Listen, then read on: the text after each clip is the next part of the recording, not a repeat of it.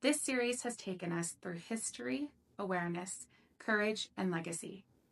And now we arrive at a pivotal question. What now?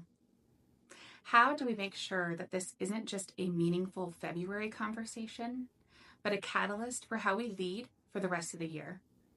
Because here's what we know. Awareness alone isn't enough. Insight without action becomes intention without impact. And we've seen too much of that already. Throughout this series, we've been building towards something. We started by understanding history, not as some distant chapter, but as instruction for how power operates and how systems sustain themselves. We then moved into conscious leadership, the practice of leading awareness rather than autopilot, from leading from our values rather than fear. And we explored what it means to speak truth with courage, even when the room isn't ready. We examined legacy, not as something that you leave behind, but as something that you model right now, in who you develop and what you protect while you still hold power. Today is about integration, bringing all of that into how we live and lead every day as practice. One of the hard truths that we've seen in recent years is this. During moments of national attention, many organizations choose visibility over accountability. Statements were made, posts were shared, slogans were adopted, and then, for many, the urgency faded. But as leaders and scholars have pointed out, a post or even a series of posts can't create impact without changing practices and systems. Real leadership asks harder questions. How are decisions actually being made? Who has access to opportunity and who keeps getting overlooked? Where are resources going and where are they not? Sustainable change requires consistency, not trends. Leaders like Bethany Wilkinson remind us that this work isn't about rushing through a single training or checking a box. It's about slowing down and embedding awareness into how leadership is practiced, day after day and decision after decision. That's what moves culture.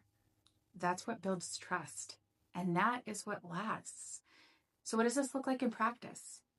Personally, it might mean examining who you listen to and who you dismiss and why. It might mean initiating the harder conversation instead of waiting for someone else to raise it. It might also mean developing a conscious leadership practice, regular reflection on what you're modeling, who you're developing, and whether your calendar reflects your stated values. Collectively, it might look like supporting Black-led initiatives with resources, not just retweets.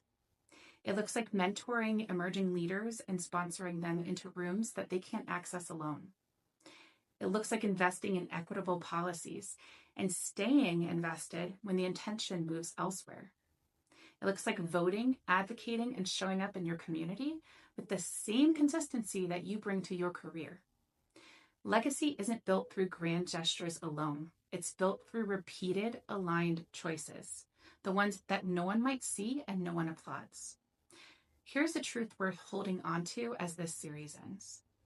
Black history isn't only something that we study, it's something that's happening right now. Every time a leader chooses courage over comfort, every time systems are questioned instead of protected, every time someone uses their position, however big or small, to expand opportunity for those coming behind him. That's the work.